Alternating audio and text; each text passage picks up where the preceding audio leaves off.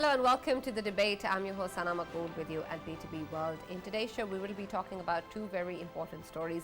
The first is in reference to the Hakiki Azadi March, so called by the PTI chairman and the former Prime Minister and the PTI leadership that was stalled for about a week following the assassination attempt on Imran Khan, but has restarted today, starting again from Wazirabad where this attempt was made earlier. And then, of course, as part of this long march, the daily addresses via video will also be conducted by the PTI chairman, and then he will be joining as the march reaches Rawalpindi on schedule, is what is being claimed. Of course, at the moment when we take a look at what is going on within the country and the kind of impact that this is having on the political and economic situation of the country, that is of course grave, and also including of course the way that the kind of statements that have been coming in, especially post the assassination attempt from the PTI chairman, are huge and of grave concern and need to be checked in as to where those claims are being made from. Of course, this is being done without any evidence, especially following this particular attempt, which he has blamed on three very senior officials, including the Prime Minister, the Interior Minister, and a senior intelligence officer. And because of this, of course, there have been questions in international media as well, to which Imran Khan has given multiple interviews and claimed the same, but hasn't been able to back with any sort of evidence, something that is being asked of him. But unfortunately, when we see moving forward what has happened, the impact that this has had on the public, and the way that this is being taken in is also something which needs a lot of concern and attention. The polarization, of course, continues. The political temperatures are high, and the statements coming in from PTI's leadership pointing towards the intelligence agencies and the armed institutions, of course, put big question marks. And since this is not backed by any sort of evidence, the responsibility also lies on him. But what we need to do about it, what the government has in terms of its plans in order to tackle this, and of course moving forward the kind of impact it's going to have on the evolving political and economic situation are the questions we'll try to answer. And then of course also about the Hakiki Azadi March, what is it going to achieve and what's going to happen once they do reach Rawalpindi as to what they're claiming that they will. This is going to be the focus of our first segment in the show today. We're also going to be taking a look at another possible impact on the economic situation, which is, of course, the government's decision earlier announced by the finance minister, saying that the government intends to plan and implement the interest-free banking system in Pakistan by 2027. And this, of course, in compliance with the Federal Shariat Court, who had earlier talked about this, and in its decision in April had said that the government has about 5 years to make this absolute change over. We had, of course, appeals coming in earlier this year from various banks, including the State Bank of Pakistan, the National Bank of Pakistan, and 3 other banks, and they have, of course, been asked to withdraw these appeals, and this is something that the finance minister reassured is going to be done.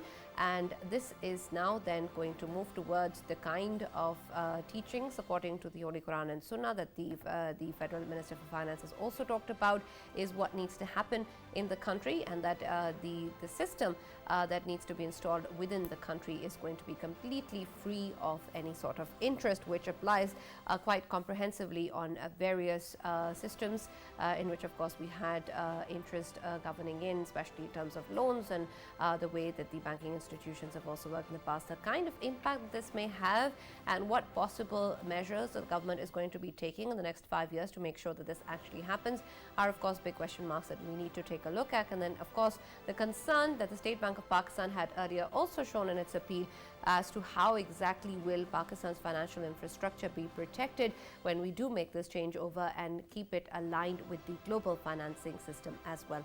So that is going to be the focus of our second segment of the show today. For this and more, as always, in the studios, I've been joined by senior analysts Farooq Badafi and Raja Faisal. And we've also been joined online for our first segment by Mr. Rana Makbool Ahmed, Senator PMLN, and also Dr. Niaz Murtaza, who's a political analyst. Thank you very much, gentlemen, for being with us on the show today. Let me start earlier with you, Rana Saab, considering, of course, that the kind of impact that the PTI chairman and the statements that he has been making has had on the government, the state institutions, and the way, of course, the political situation of the country is being perceived both at home and internationally. These are, of course, huge statements that have been coming in, especially post the assassination attempt on the PTI chairman, and he has outrightly blamed very important officials, including the Prime Minister, in his remarks, stating that they have been behind this attack. Of course, he hasn't been able to back that with any sort of evidence, but the impact of these statements is huge and, of course, calls for an investigation into whatever he is claiming. What is the plan of action and way forward in terms of what the government wants to do, keeping in mind that the Hakiki Azadi March has restarted again today and apparently will be on schedule in Rawalpindi? What exactly will the government be doing in terms of the statements, the context in which this political march is happening, and the kind of impact it's going to have on the way that the future course of action is going to happen? Well, Sana, it's the same strategy of Mr. Khan to create obstructions in the way of economic growth of the country. Unfortunately, this is what he is doing. He did the same thing back in 2014 when the Chinese president had to come. And there were many projects of investment to be announced. And he did create fuss, and it couldn't happen. Now, next week, the Prime Minister and the Crown Prince of Saudi is expected with an elaborate package of investment in Pakistan. So this shamozel which he has created, he also thinks that will also create confusion and obstruction in the way of the investment and help of friendly countries in Pakistan. This is a special psyche. I must remind you of the act committed by a very senior economist of the country, like Shaukat Tareen, who is the former finance minister, telling his colleagues both in KPK and in Punjab to tell the IMF not to cooperate and write a letter to them. Once the minister from Punjab asked him, "Sir, would it affect the future of the country?" He said, "Don't bother about the future of the country. Since they are taking action against us, therefore we get two hoots about the future of the country." So this is their psyche. So we are absolutely clear that they'll try, but this time I think they'll not be succeeding in that because the situation is different, the factors are different, and the various aspects of his movement or struggle, he is not getting that support which he was getting at that time. So God willing, it will not work that way, but it will definitely leave its negative impact. So unfortunately, it will also cause some temporary damage to the economy of the country, which is already not in good shape. And once there is economic meltdown in the country, we are suffering from oil shock, we are suffering from global commodity shock. So this is not an appropriate time for a political leader to damage the economy furthermore. But absolutely, and these are of course concerns that we hope are in the minds of our political leadership. But unfortunately, when we take a look at what has been happening, that doesn't seem to be the case. But when we take a look, of course, at more serious allegations that have been put forward, perhaps a concern at the moment that the political leadership and the government should also have, or the state institutions should also have, is much more than that as well, in terms of the kind of impact it's having on the way that the public is also viewing the sanctity of these institutions. Dr. Niaz, considering, of course, that the polarization and political temperature has been quite high since the start of this year, and we've all been experiencing that in terms of what is going to happen. We've been hearing, of course, about this Azadi March for quite some time, and now that it's on its way, it's taking its sweet time as well.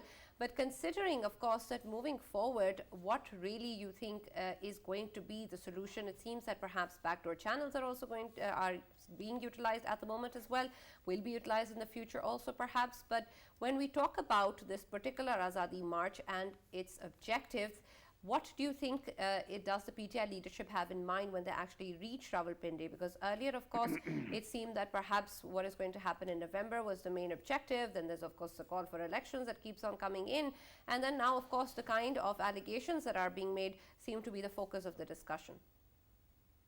Well, I think there are 3 or 4 different objectives that the PTI has. One is, of course, the most clearly stated objective is to get early elections. Then the second one is to, influence the decision that has to be taken within November on a key appointment.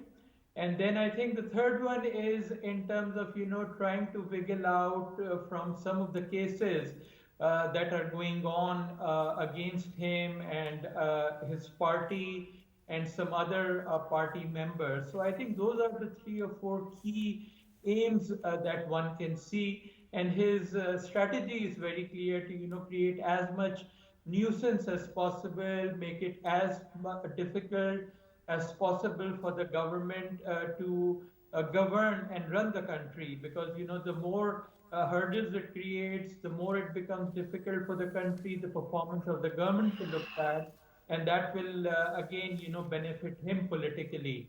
Now the thing is that Pakistan has been facing 3 ongoing crises already. First one was the economic crisis that started under PTI and has continued under the PMLN government.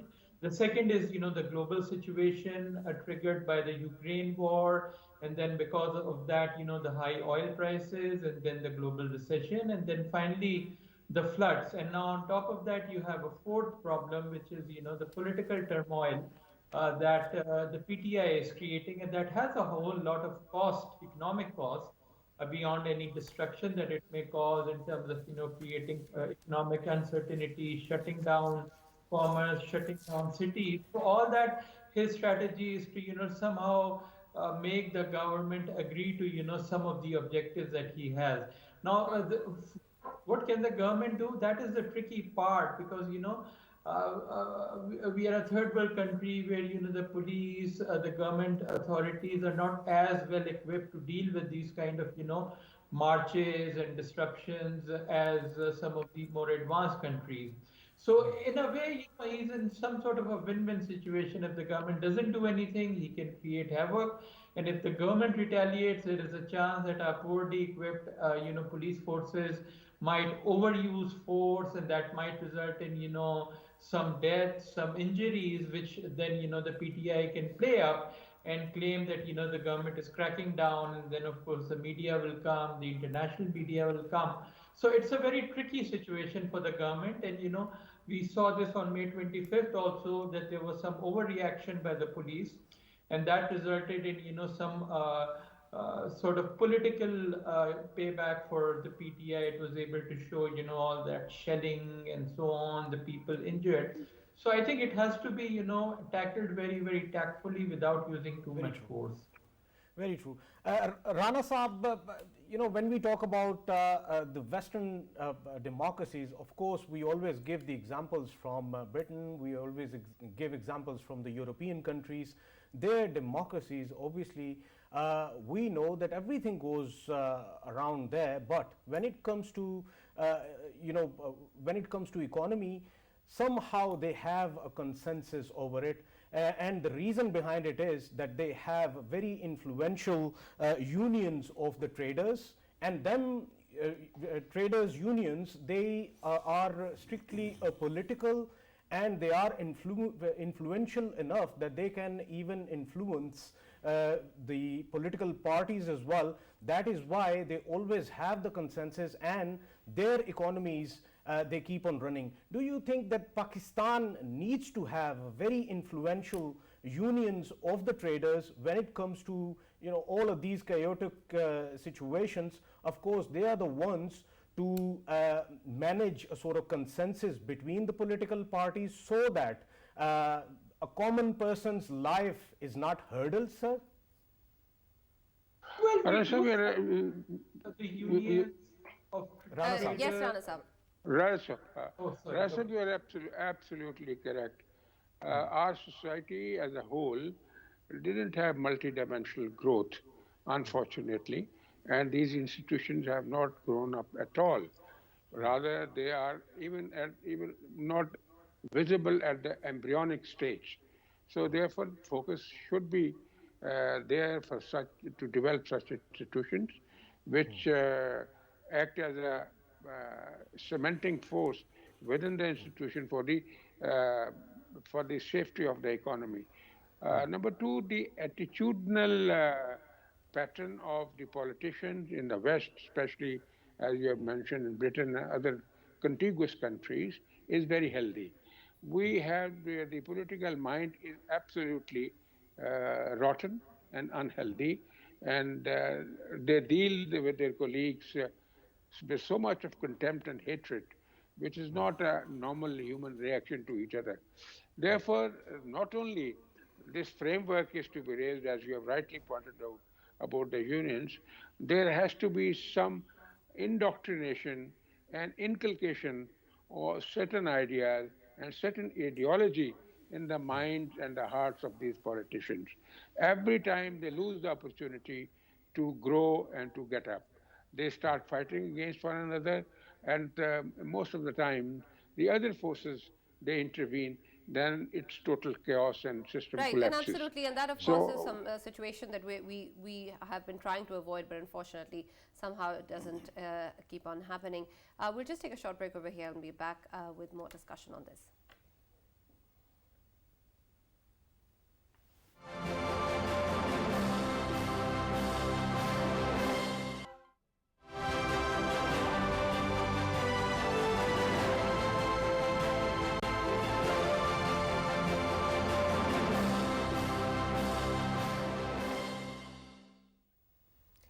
Welcome back. We're talking about, of course, the PTI chairman's allegations and his Hakiki Azadi March, and of course the kind of statements that have been coming in and the response that these statements require. Farooq, I still want to understand that when, of course, there is any sort of allegation on any person, it of course is something that needs to be backed up by evidence, and these claims unfortunately have been made by the PTI chairman and PTI leadership for quite some time now, starting from the US-led conspiracy to ouster the former prime minister, to of course other involvement of the intelligence agencies and armed institutions within the political domain, and now blatantly taking names of people behind an attempt to murder him, essentially. So when we take a look at all of these statements, of course the kind of response that needs to be given needs to be perhaps appropriate in terms of the gravity of the situation. Unfortunately, that doesn't seem to have been something that we have seen or witnessed. Why is it that the statements that have been coming in from the PTI chairman seem to not be met with the kind of consequence or action that they perhaps warrant? Right, Sana, I think it is a beautiful question, and there's a reason why I'm saying this, because while you were asking this, you also reminded me by bringing up foreign conspiracy issue that how interesting time, what kind of interesting times we live in. Yes. For example, remember that interview given to Becky Anderson? In that interview, did you find any mention of any foreign conspiracy? I did not. No. Right? So amazingly, there's one narrative for domestic consumption, the other one for international one. The second, yeah, that's a good point. Yeah, and secondly, while he was, look, let me be very candid here. You know, a leader is informed by people around him. His opinion is always informed by. Raja Sahab, you wanted to say something? No. No, immediately you wanted to say something. You better say that, then I can continue. No, that's fine. Okay, but you know, a leader is informed by the people around him, and those leaders are those people are how mature? Let me give you an example. You know, our Pakistan's brain trust, our intellectuals are so fickle that day before yesterday there was a Corps Commanders meeting, which is thought to be a Corps Commanders meeting, nothing big. It is usual occurrence, but because there wasn't any press release after that, immediately all our pundits, you know, started saying, started projecting their own wishes on the system. Somehow the army chief is taking extension. He's threatening martial law, this, that, and the other thing. You know, that kind of intellectual poverty that we see is everywhere, and it is infecting all of us. That is unfortunately really injuring the country. And now you also mentioned back channels. Let me mention a back channel that finally decided to come on television. And his name is Khurram Amir Rokri. He is a leader of PTI from Mia Wali, and he was on Hamid Meer's show. And there he actually disclosed many attempts that he made to connect Imran Khan Sahab with the establishment figures that were mentioned, right from the army chief to the officials he's naming, right? And that entire story actually tells you something else, that every time something was to be done and Imran Khan Sahab or his team agreed to some principles, some kind of rapprochement, somebody from within his own surroundings would sabotage it. Rokri Sahab himself says that he's very close to Imran Khan's sister, and they have been, he is in the party because she is a great lady and she has been instructing him, right? So today he says that Imran Khan is not even listening to his own sister. So who is he listening to? There are these speculations that somehow he listens to certain elements in the armed forces as well. He keeps on projecting that. But then he also listens to the former First Lady. And since she has come into the system, Imran Khan Saab has become really has gone for brinkmanship. So that actually should worry everybody, because everybody that I've listened to, talked to or interacted with has told me that nobody wants Imran Khan gone. Nobody wants to undermine Imran Khan's politics. Nobody wants to eliminate PTI as the most important political party in the country. So what is happening? Somebody is asking them, keep on victimizing these people, keep on identifying these people and isolating them. That's how you will get whatever you want. And if that is so, it is going to be a recipe for disaster, because you are going to make your supporters confront the people who are actually your supporters, not your opponents. If that happens, what kind of mess are we walking into? Absolutely. Exactly. Let Dr. me quickly Niaz, go to Dr. Niaz, Faisal, yeah, and you can add to that, but it's an important very question important in question terms I of, have. and I'm sure it's very important, Faisal, but I have to have a follow-up to what Farooq Aliya was saying. In terms of course, when we take a look at the kind of popularity that the PTI chairman seems to enjoy, that's of course there. But when we take a look at the kind of statements coming in as to who he listens to, or he takes advice from, that of course puts into question the merits of a leader. Can you explain those to me in terms of what has been said in terms of his advisors not being great, and also in terms of what Mr. Imran Khan says himself, considering the fact that when he was in power, in fact, he didn't really have any power, and that even now, while he has the government in Punjab, the police force is working under the instruction of someone else, and that the FIR, the former Prime Minister was trying to register, wasn't even something that he could do in a province that he had his own government in. So what really is the merit of such a leader? And Dr. Niaz, if you can allow me, because my question is quite similar to Sana's question. We have a situation... I thought you were going to say my question is more important. No. We have a situation in which obviously baseless allegations are being obviously raised by a political leader against some of the figures. How do you see it, being a political analyst? Do you see it as a political mistake by Imran Khan Saab, or you see it as a political bluff? Or the third situation I have is that some elements are trying to use him? Well, in a normal situation, what you have is you clearly see a crime being committed, and then the task of the police is to find out the accused, the person who's committed the crime. But when you come to PTI and Imran Khan, the situation is reversed. You have a lot of people accused by him, but you are never sure whether a crime has been committed or not. Whether you talk about the 2014 rigging, there was no proof of rigging shown by the reports of the election observers like the European Union or FAFAN or some of the other observers we have, but he kept accusing people. And now, he's accusing people like the US and the opposition of, being in some sort of a conspiracy. And again, we are not sure whether there was any crime or a conspiracy that was committed. So, he turns everything on its head.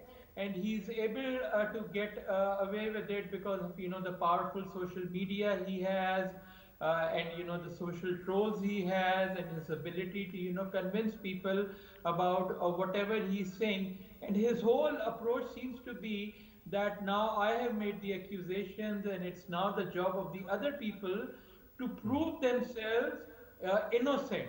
Normally, a person has to be is considered innocent until they are proved guilty, but he turns it on its head and says, no, you are guilty until you prove yourself innocent, and not only beyond reasonable doubt, but even beyond the unreasonable doubts that he creates. So it's really impossible to, really, argue with him, convince him, because, he has one objective to, create chaos and confusion, and he's very successful in that. Now, of course, you talked about his popularity. Certainly, he's more popular than he was back in March and April when he was in the government and he was losing election after election. Now, how popular is he? Can he win elections whenever they are held? We don't know. We can see the result of by elections, but they are a small sample of his own seats. So I wouldn't want to project too much based on that. But clearly his popularity is there. But whether it will last till whenever elections are held, and whether he will be able to win elections Right, without. absolutely, and that of course remains to be seen. But Rana Sahab, right now we're of course hearing a lot of talk with regards to backdoor channels being utilized, or dialogue happening, or some sort of settlement to be reached with regards to whatever is happening within the country. But when we take a look at, of course, the kind of statements coming in, we don't really see anybody backing off from their earlier stances. And that may be something that they're, of course, claiming and have as an official statement. But considering, of course, the possibility of a negotiations in terms of what can or cannot be discussed, what do you think can even be talked about in terms of any sort of consensus or settlement to be agreed or to be reached upon by the political leadership and the PTI, and also whether or not the appointment of the next Chief of Army Staff in any way is part of such discussions? Sana, his total pressure, as my friend has already pointed out, was regarding the decision to come about the appointment of the new army chief. But for all practical purposes, that is not his baby. That is to be decided by the Prime Minister. He actually tries to overstretch his influence, which he cannot. Unfortunately, what I understand as a impartial observer, he has the memory of a bird. One day he says he has been repeatedly talking about the one-page saga, and all of a sudden he changed his stance, and he has totally lost his credibility vis-a-vis his old friends. So that is not the doing of a genuine and sensible politicians. He can goof up things. His popularity can really can't have much effect, as my friend said, because it's altogether, this election is a different science. This is a science of combination and permutations.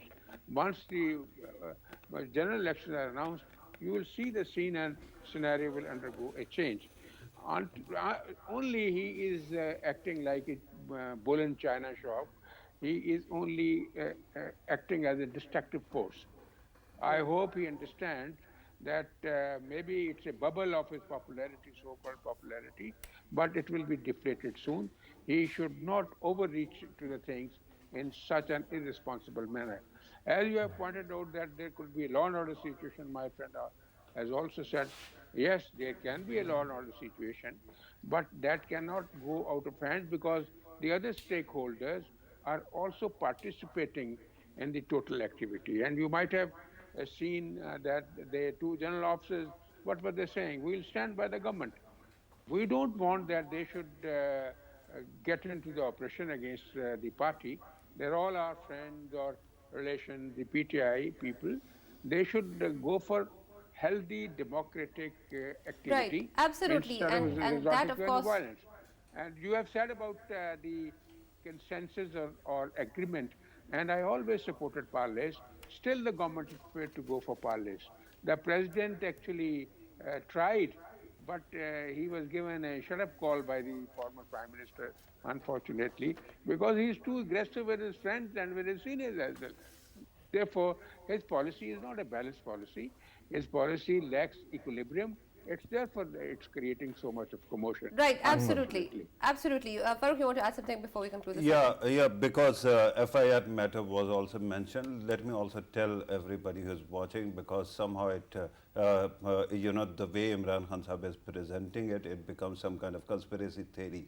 Army Act, there is an Army Act which actually defines that if an official is being accused of something in service of his duties, right? Then FIR cannot be cut against his name. So this is very clear. Imran Khan Sahib is implying that he is using or he is working in an institution, and that institution might have done it through him, and that is really, really sad. Regarding the appointment of Army Chief, I think that through all that is going on and the kind of immature vloggers and pundits that I was mentioning, somehow it is being implied that army can be divided, that Pakistan's security can be compromised some way. I assure you one thing, I've been a defense correspondent throughout my life, and I've come from defense background as well. I can tell you that whosoever thinks that the institution can be divided, they are building castles in the air. Nothing of the sort will happen. Institution will ensure two things: its own integrity and the country's integrity. That is a given. Now, whatever Imran Khan Sahib does, unfortunately, at this moment, it seems that the fact is that the system is being very lenient with him. Other politicians, if they would have done something of the similar sort, right, perhaps the system would have really, really reacted, sometimes even overreacted. But if this time it is happening, why would, honestly, a working man be against another man who is actually coming from working background, right? Especially in this country, we keep on saying that there is a hybrid system, and then there is a hybrid system, right? Where people, dynastic politics is there. So if anybody is undercutting dynastic politics, nobody can be against it. But please have mercy on this country and have mercy on the institution that has stood by all good things in this country. Absolutely. It is very important to Absolutely. understand. The sanctity of the institution, of course, needs to be respected. Dr. Niaz and Rana Saab, please stay with us for the next segment as well. We'll take a short break here and be back with the next one on the government's decision to move towards interest-free banking.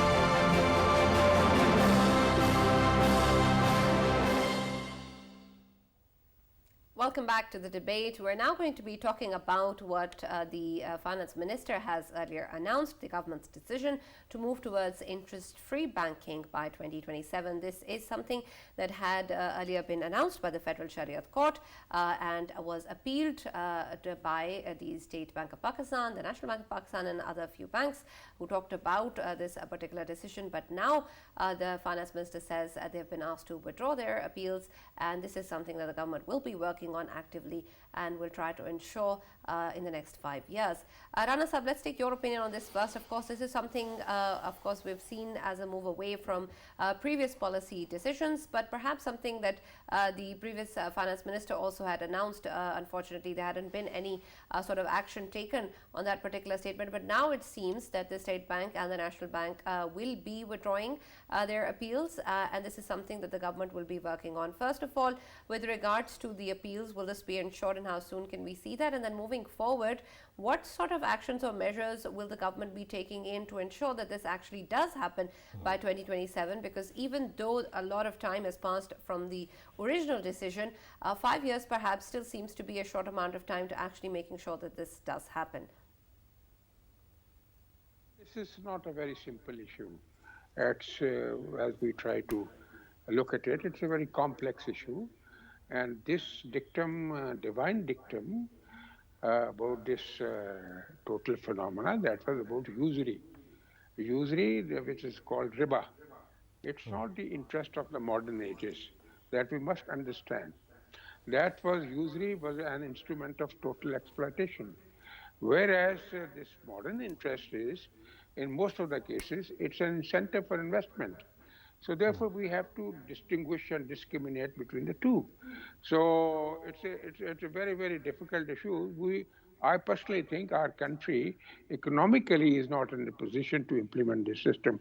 Okay, indigenously or intrinsically you can do something about it, but you cannot do at the large and at the macro level, because you are linked with the financial systems of the global financial systems. If at all you will be able to do something, it will take years to gather. You should be self-sufficient in your economic viability, and you should be having indigenous growth so much that you are absolutely independent as far as the other world is concerned. But like the banking system, free of interest, is there in Malaysia and other countries as well, partly it's working all right, because this is a partnership substitute of the interest system is the partnership. You don't give interest or you don't receive interest, but you are a partner to the losses and the profits of a transaction. So that's all about this. But I tell you, we need more research. As Islam has said, it's all about changing rules for changing needs and unchanging rules for unchanging needs. We need to go for more ijtihad and more research on that. It's not as simple that you say and it will be implemented. It's an uphill task. It's a Absolutely, Herculean task. and I appreciate you talking about this, of course, but it seems that perhaps a lot of such discussion has already happened, and if so, then how are we going to move forward in terms of leaving that room for such important questions, which of course is something that needs to happen.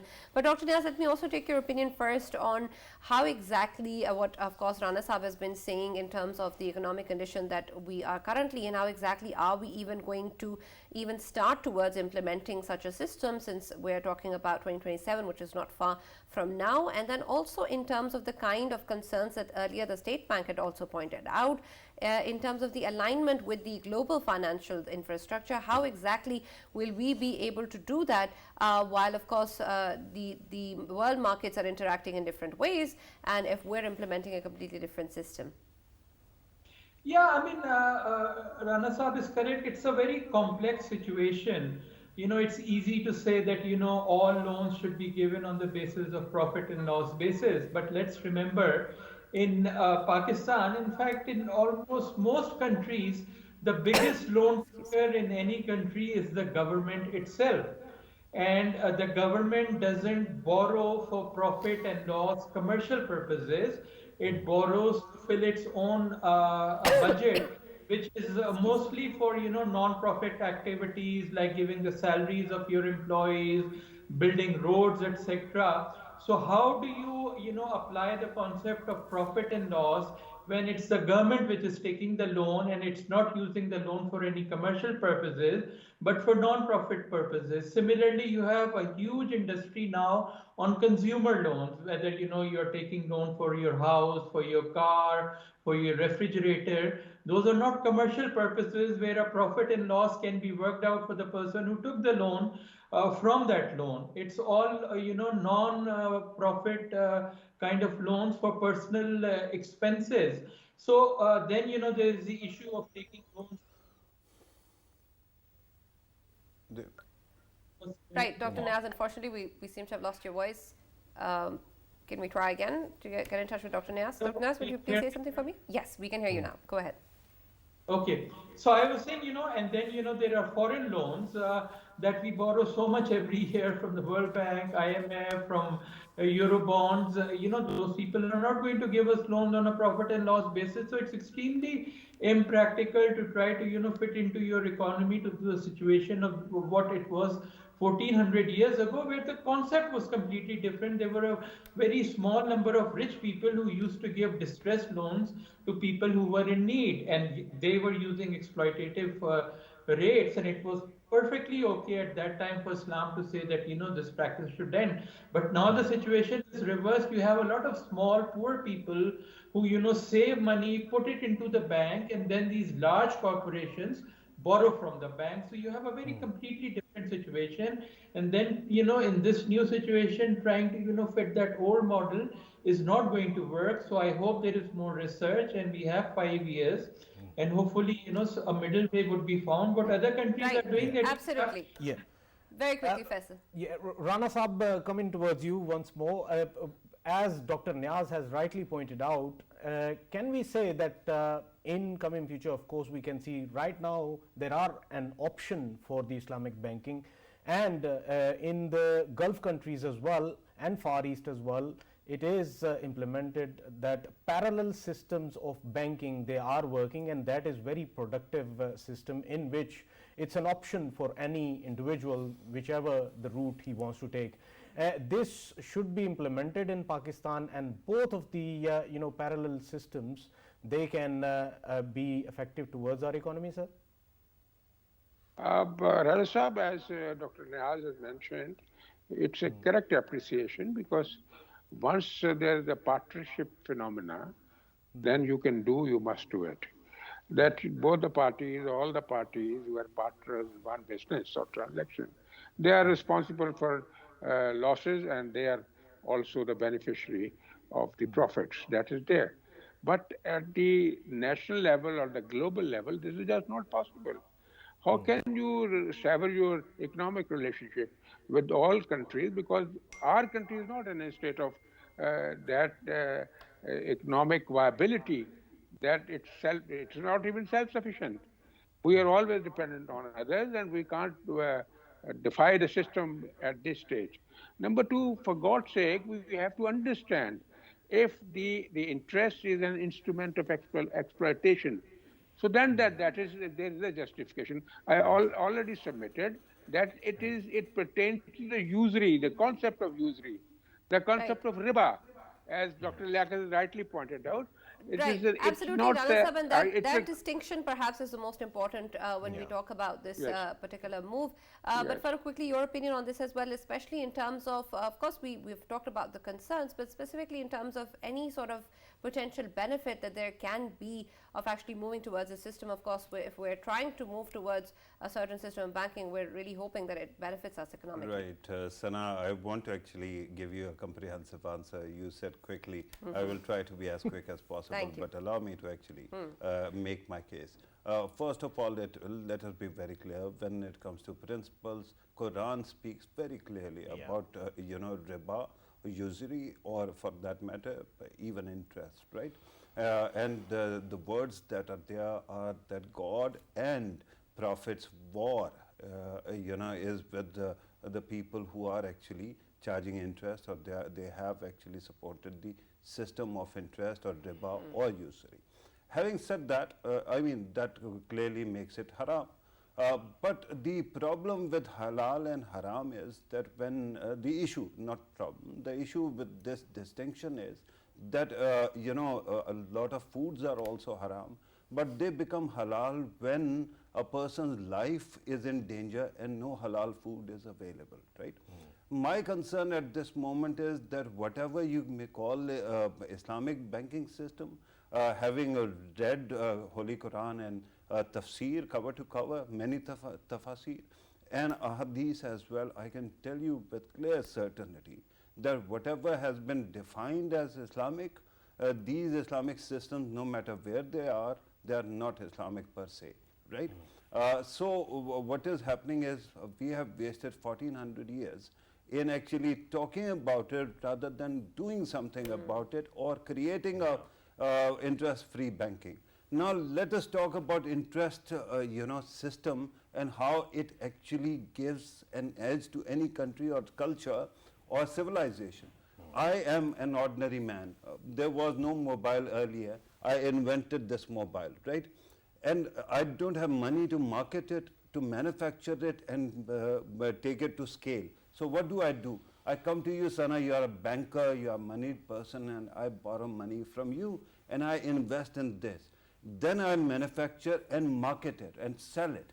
If it succeeds, the civilization has actually climbed up the ladder one step further.